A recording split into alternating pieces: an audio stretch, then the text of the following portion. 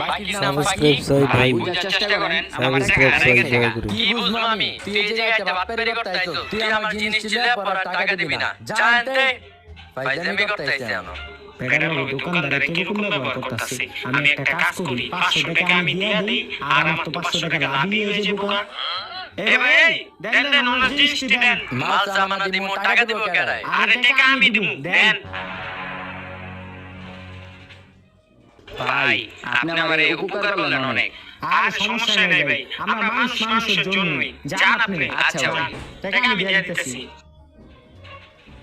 এ ভাই আর 500 টাকা রাখা আর 500 টাকা ফেরত দেন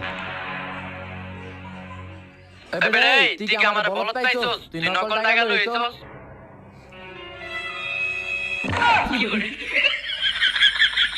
এখন তুই আমার টাকাটা দিবি